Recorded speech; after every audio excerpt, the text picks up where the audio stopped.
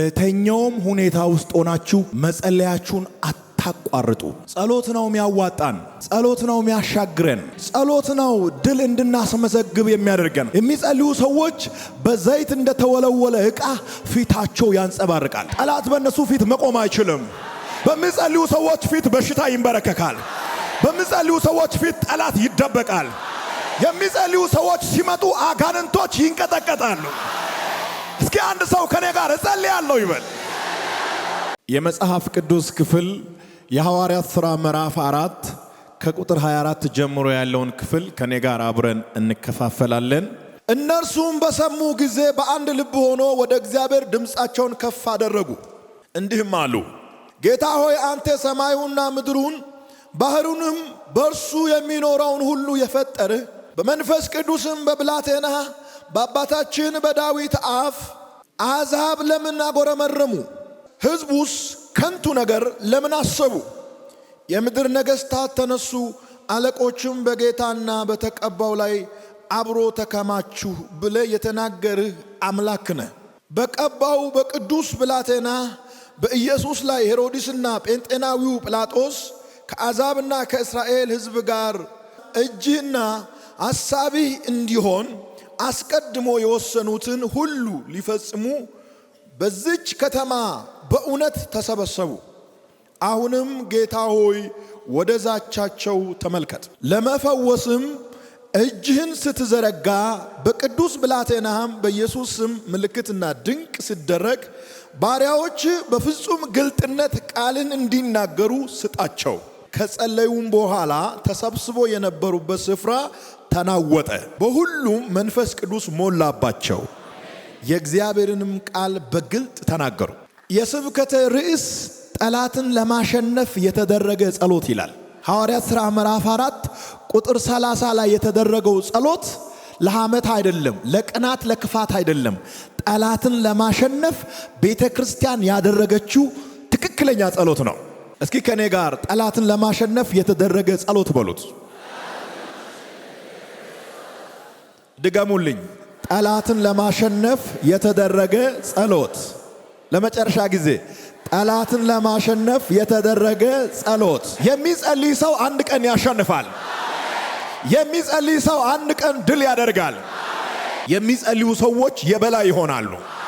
የሚጸልዩ ሰዎች ከተያዙበት ይወጣሉ። ለሚጸልዩ ሰዎች በሩ አውቆ ይከፈታል። ለሚጸልዩ ሰዎች ጠላት ይንበረከካል። መጸለይ ከጀመራችሁ አዲስ ነገር ይሆናል። በሐዋርያት ሥራ ምዕራፍ 4 ቁጥር 30 ላይ የተጻፈው ሐሳብ በዘመኑ የነበሩ ክርስቲያኖች በአንድነት ተሰብስቦ በአንድ ስፍራ በአንድ ሐሳብ በአንድ መንፈስ እንደ ጸለዩ ይናገራል። እንደ ጸለዩ ሲናገር ጸሎታቸው ራሱ በመጽሐፍ ቅዱስ መሰረት ያደረገ የእግዚአብሔርን ቃል መሰረት ያደረገ ጸሎት እንደተጸለየ ይናገራል። የእግዚአብሔርን ቃል መሰረት ያላደረገ ጸሎት ዋጋ የለውም። የመጀመሪያው ጥያቄ እየጸለያችሁ ነው ወይ? ይሄ መመለስ ያለበት ጥያቄ ነው። እየጸለያችሁ ነው ወይ? ክርስቲያኖች፣ አማኞች፣ አባቶች፣ እናቶች፣ ወጣቶች፣ አገልጋዮች፣ ነጋዴዎች እየጸለያችሁ ነው ወይ? ይሄንን ጥያቄ ከመለስን ወደ ሁለተኛው እንሻገራለን። እየጸለያችሁ ከሆነ እንዴት ነው የምትጸልዩት? እንደ እግዚአብሔር ቃል ነው እየጸለያችሁ ያላችሁት ወይስ እንደ ልባችሁ ነው? በልባችን ብዙ አይነት ጥያቄ አለ። ስሜታችን ብዙ ነገር ይናገራል። ስሜታችን እየተከታተለን የምንጸልይ ከሆነ ጸሎታችን ይዘገያል። መዘገየት ብቻ ሳይሆን ምንም አይነት መልስ ከእግዚአብሔር ዘንድ አያስገኝም። የመጀመሪያው ማረጋገጥ ያለባችሁ እየጸለያችሁ መሆናችሁን። በጸሎት ቦታችሁ ላይ ናችሁ ወይ? እርግጠኞች ከሆናችሁ አው እየጸለይን ነው ካላችሁ፣ ሁለተኛው ደግሞ እንደ እግዚአብሔር ቃል ነው እየጸለያችሁ ያላችሁት? እንደ እግዚአብሔር ቃል ያልሆነ ጸሎት ዋጋ የለውም። እንደ እግዚአብሔር ቃል ያልሆነ ጸሎት ምንም አይነት ውጤት የለውም። በሐዋርያት ሥራ ምዕራፍ 4 ላይ የተደረገው ጸሎት የመጀመሪያው እንደ እግዚአብሔር ቃል ነበረ። የሚሰጣችሁ የመጀመሪያው ምክሬ ጸልዩ፣ ሳታቋርጡ ጸልዩ። ሰኞም ጸልይ፣ ማክሰኞም ጸልይ።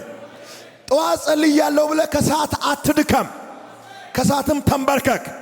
ከሰዓት ጸልይ ያለው ብለህ ማታ አትድከም። ምሽትም ተንበርከክ፣ ሳታቋርጡ ጸልዩ። ጸሎት ተቋረጠ ማለት በጣም ከባድ ችግር ውስጥ ገባን ማለት ነው። ጸሎት መቋረጥ የሌለበት ነገር ነው። ሰው ራሱን ወደ እግዚአብሔር የሚያቀርብበት ብቸኛው መንገድ ነው ጸሎት። ራሳችን ወደ እግዚአብሔር ፊት የምናቀርበው በጸሎት አማካኝነት ነው። ለጸሎት ስንንበረከክ መንፈስ ቅዱስ ይመጣና አንስቶን በእግዚአብሔር ሕልውና ውስጥ ያስቀምጣል። ከጸሎት ውጪ በእግዚአብሔር ሕልውና ውስጥ ሊያስገባ የሚችል ሌላ ነገር የለም። የመጀመሪያው በአንድ ሐሳብ ነው የጸለዩት። በአንድ ሐሳብ፣ በአንድ መንፈስ፣ በአንድ ስፍራ ሆኖ ነው የጸለዩት። መከፋፈል ባለበት ስፍራ ጸሎት አይኖርም። ቢኖር እንኳን ዋጋ የለውም። የጠላት ትልቁ መሳሪያ ሰዎችን መከፋፈል ነው። በቋንቋ፣ በዘር፣ በጾታ፣ በመልክ፣ በቁመት፣ በእድሜ እየከፋፈለ ሰይጣን ቤተ ክርስቲያንን ሽባ እያደረጋት ነው። ከመከፋፈል እንውጣና በመያያዝ መንፈስ እንጸልይ። ጌታን ያልተቀበሉ ሰዎች ጌታን ይቀበላሉ። ያልተሸነፈ መንፈስ ሁሉ ይሸነፋል። ያልበረከከ ሁሉ ይንበረከካል። ተራራውን እንወርሳለን። በአንድነት ከጸለይን፣ በመያያዝ መንፈስ ከጸለይን፣ በአንድ ልብ ከጸለይን ያልተወረሰውን ሁሉ እንወርሳለን። ለመውረስ፣ ለማሸነፍ የጠላትን ኃይል በታትነን የሚቀጥለውን ከፍታ ለመውረስ መያያዝ ያስፈልጋል። እጅ ለእጅ መያያዝ አይደለም፣ ልብ ለልብ መያያዝ ያስፈልጋል። ቸርች ውስጥ ሁሉም እጅ ለእጅ ተያይዞ ይጸልያል። ሁሉም በጣም በሚገርም ጸሎት ይጸልያል። የተያያዘው እጅ ነው እንጂ ልብ አይደለም። አገልጋዩ ከአገልጋዩ ጋር እጅ ለእጅ ተያይዞ ይጸልያል፣ ግን ልቡ አልተያያዘም፣ መንፈሱ አልተያያዘም። እግዚአብሔር የሚያየው የላይኛውን ፓርት አይደለም። እግዚአብሔር የሚያየው የውስጠኛውን ፓርት ነው። በአንድ ቸርች ውስጥ በአንድ አገልግሎት ዘርፍ መያያዝ የለም። ለዚህ ነው ሰይጣን ቤተ ክርስቲያንን በቀላሉ አታክም ያደረገው። ላለመሸነፍ ከወሰናችሁ ተያያዙ። የተያያዙ ሰዎች ያሸንፋሉ። የተያያዙ ሰዎች ይሻገራሉ። የተያያዙ ሰዎች ድል ያደርጋሉ። 5 ቤተሰብ ያለበት አንድ ቤት በ5 ልብ ይጸልያል። ያ ቤተሰብ መቼም አያሸንፍም። 5 ልብ ነው ያለው። 5 ሐሳብ ነው ያለው።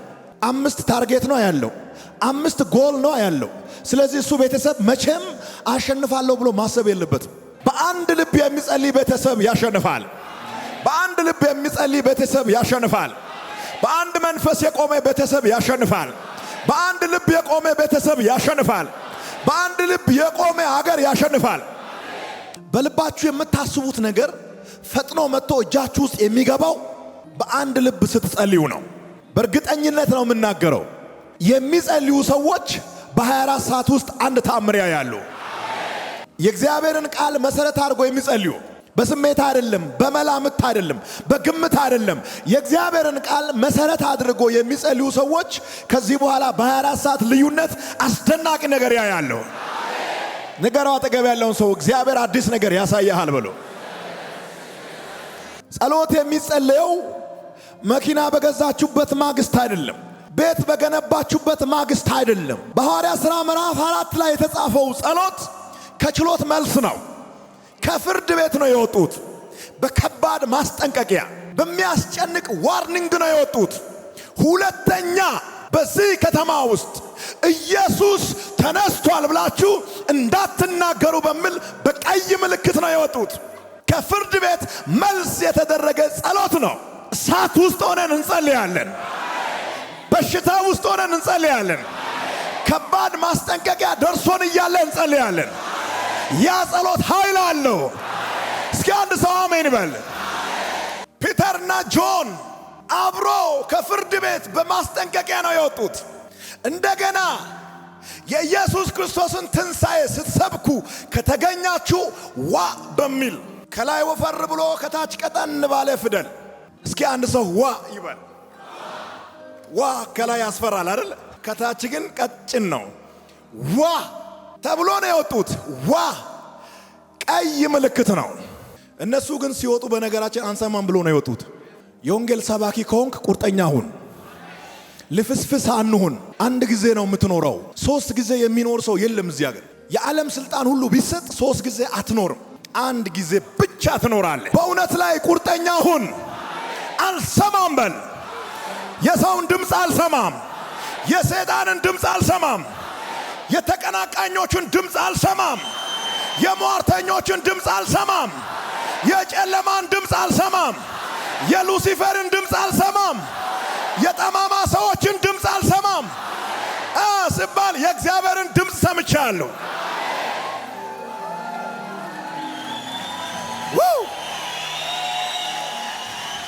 የእግዚአብሔርን ድምፅ የሰሙ ሰዎች ያሸንፋሉ። ወደ ዓለም ሁሉ ሂዱ፣ ወንጌልን ለፍጥረት ሁሉ ስበኩ። ይሄ ድምፅ ውስጤን ተቆጣጥሮታል። ይሄ ድምፅ መንፈሴን ተቆጣጥሮታል። ይሄ ድምፅ ሁል ጊዜ በልቤ ይቃጭላል። ይሄ ድምፅ ኤቭሪ ሲንግል ዴይ ከኔ ጋር አለ። ስለዚህ የሰዎችን ድምፅ አልሰማም። የሰዎችን ድምፅ ቦታ አልሰጥም። የሚያሸንፍ አምላክ ካንተ ጋር ነው ያለው። ከሞቱት ከአባቶቼ አልበልጥምና ነፍሴን ውሰድ ብሎ ኤልያስ ሲናገር እግዚአብሔር መጣና ስማ አንተ ሰው፣ አንተ ያላያቸው 7000 ሰራዊቶች አሉ። ሁኔታ የማይበግራቸው፣ ክፋት የማያሸንፋቸው፣ በሚታየው ነገር የማይንበረከኩ፣ ጉልበታቸውን ለኤልዛቤል ያልሰጡ፣ የባዕልን ነቢያት ያልተከተሉ፣ ጣዖትን ያልሳሙ ምርጦች አሉ። ዌይቲንግ ሩም ውስጥ ነው ያሉት። ተጠባባቂ ሆነው የተቀመጡ አሉ። እነዚህ ተጠባባቂዎች ዋና ሆነው ወደ ሜዳ ይገባሉ።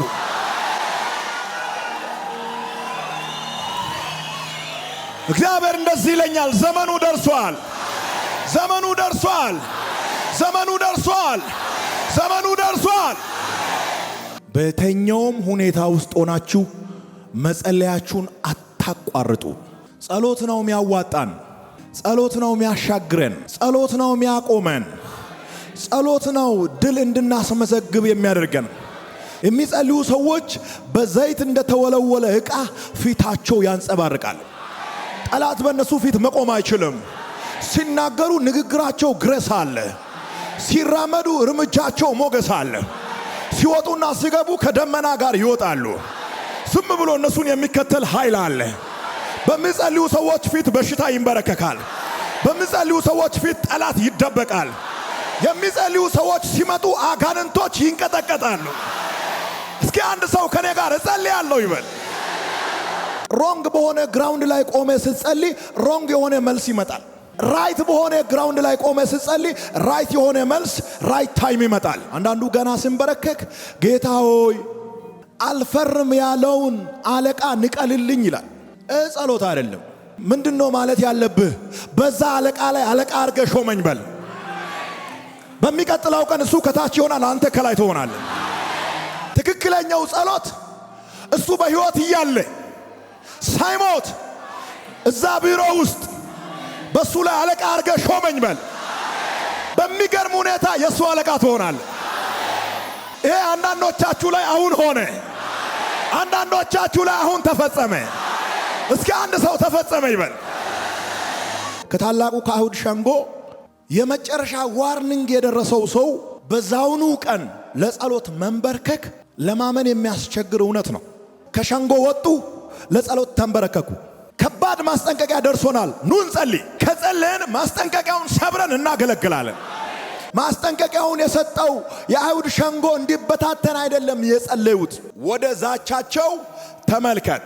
በቅዱስ ብላቴና በኢየሱስ ክርስቶስ ስም እንድንፈውስ ቃሉን በግልጥ እንድንናገር ኃይልን ምን አድርገን ስጠን። በማስጠንቀቂያ የሸኘው ሸንጎ እንዲበተን ሳይሆን የጸለዩት በሸንጎ ፊት ኃይል እንዲሰጣቸው፣ አትናገሩ በሚሉት ፊት በድፍረት እንድንናገር ኃይልን ስጠን። አፋችን ለመዝጋት ሼም ተይዘን ቤት ውስጥ እንድንቀመጥ እንድንደበቅ፣ ሴራ በሚያሰሩት ተንኮል በሚሰሩት ደብዳቤ በሚጽፉት ፊት በጨመረ ኃይል፣ በጨመረ ቅባት፣ በጨመረ መገለጥ፣ በጨመረ ኃይል እንድንገለጥ አስታጥቀን።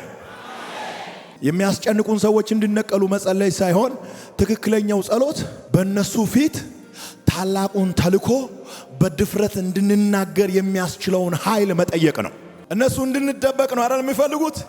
አደባባዩን እንዲቆጣጠር የሚያስችል ኃይል። አንተ አደባባዩን ስትቆጣጠር ሰይጣን ወደ ጓዳ ይመለሳል።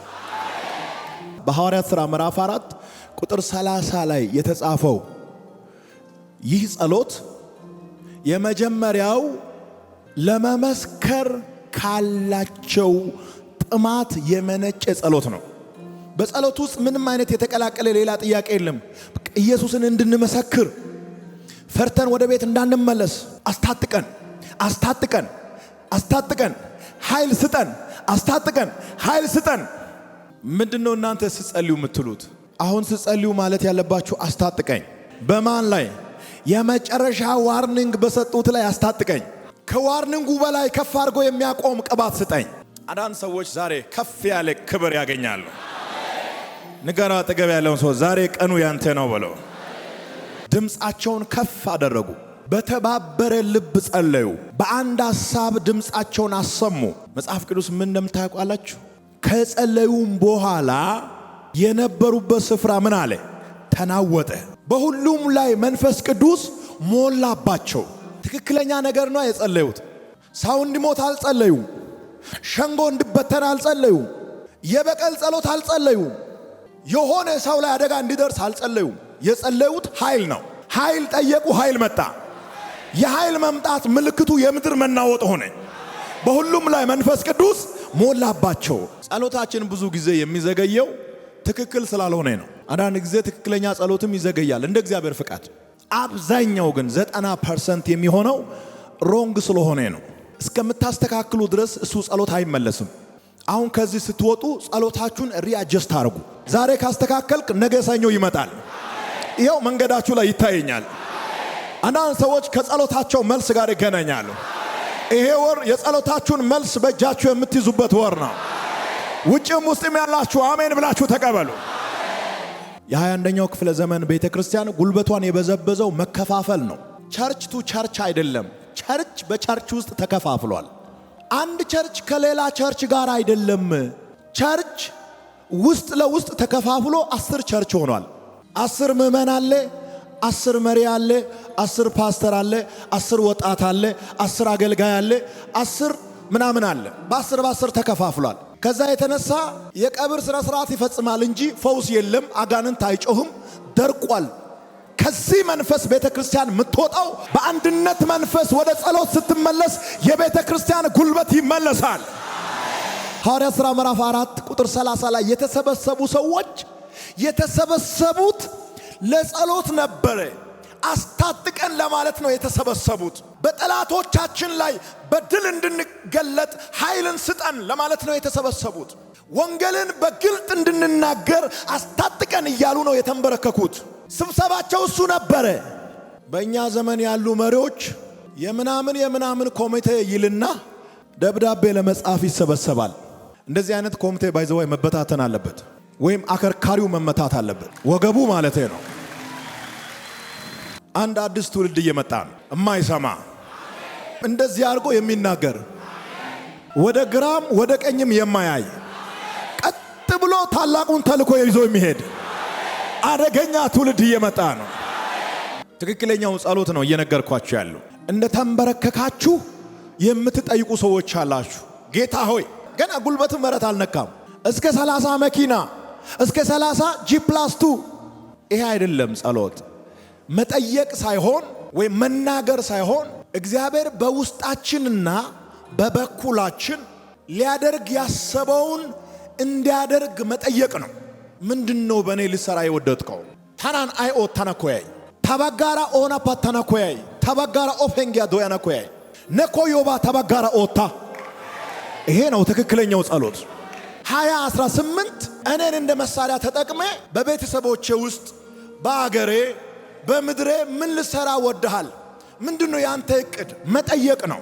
በዛ ውስጥ አለ መኪና፣ በዛ ውስጥ አለ ቤት፣ በዛ ውስጥ አለ ትዳር። እግዚአብሔር ፈቃዱን ባንተ ላይ ይገልጣል። አዎ በዚህ ዓመት መኪና መያዝ አለብህ። አዎ በዚህ ዓመት ቤት መስራት አለብህ። በዚህ ዓመት መግዛት አለብህ። አንተ ፈቃዱን ትጠይቃለህ፣ እግዚአብሔር ፓኬጁን ይመልሳል። አንተ ፈቃዱን ትጠይቃለህ፣ እግዚአብሔር በፓኬጅ ይመልሳል። እስኪ አንድ ሰው አሜን ይበል። የሆነ ሰው ቦታ ሲቀይር አይቻለሁ። ከመና ያላችሁ ከኔ ጋር አሜን አሜን አሜን ነው ወይ? ጌታ ሆይ ፈቃደ በሰማይ ይፈጸም ማለት ጸሎት አይደለም አይባልም። የሚባለው እንዴት ነው? ፈቃድ በምድር ትፈጸም፣ ያሰብከው በምድር ይፈጸም፣ በቤቴ ይፈጸም፣ በመንገዴ ይፈጸም፣ በህይወቴ ላይ ይፈጸም። አንዳንዱ የሱ ፍቃድ በሰማይ ውስጥ እንዲፈጸም ይፈልጋል። ትእዛዝ አይደለም ጸሎት፣ ጥያቄ ነው። ትጠይቃለህ። 2018 ዓመተ ምህረት ምንድነው ያሰብከው ብሎ መጠየቅ ነው። እግዚአብሔር ደስ ይለዋል። ከተደበቀው መዝገብ ውስጥ መዘዝ ያደርግና ውረስ፣ ያዝ፣ ተቆጣጠር፣ ሰብረ ግባ፣ ያንተ ነው፣ ተገለጥ ይላል። በሐዋርያት ሥራ ምዕራፍ 4 ቁጥር 30 ላይ የጸለዩ ሰዎች ሁኔታው እንዲለወጥ አይደለም የጸለዩት፣ ወይም ደግሞ ባለስልጣኖቹ እንዲፈናቀሉ አይደለም ጸሎት ያቀረቡት። አሁን ያለንበት ክሪቲካል ሁኔታ ይቀየር አላሉም። ደብዳቤ በደብዳቤ ይሻር አላሉም። ዋርኒንግ የጻፉ ባለስልጣኖች ይፈናቀሉ አላሉም። ሁኔታው ይቀየር አላሉም። ምንድነው ያሉት? በሁኔታው ላይ አስታጥቀን። ሁኔታው ተቀየረ አልተቀየረ ምን አገባኝ? በሁኔታው ላይ ታጠቂያለሁ። ደብዳቤው እየተጻፈ በደብዳቤው ላይ እኔ ራሴ ሌላ ደብዳቤ ነኝ። የሁኔታው ምክንያት የሆኑ ሰዎች እንዲፈናቀሉ መጸለይ አይደለም ትክክለኛው ጸሎት። በሁኔታው ላይ በኃይል እንዲያስታጥቃችሁ መጠየቅ ነው። አስታጥቀኝ የሚል ሰው ካለ ዛሬ ቀኑ ነው። ወደ ዓለም ሁሉ እንዲሄድ የታዘዘ ሰው ጌታ ሆይ ከኔ ሁኔታ ጋር የሚሄድ ኃይል ስጠኝ ብሎ መጸለይ ሮንግ ነው። ከታዘዘበት እውነት ጋር የሚሄድ ኃይል መጠየቅ አለበት።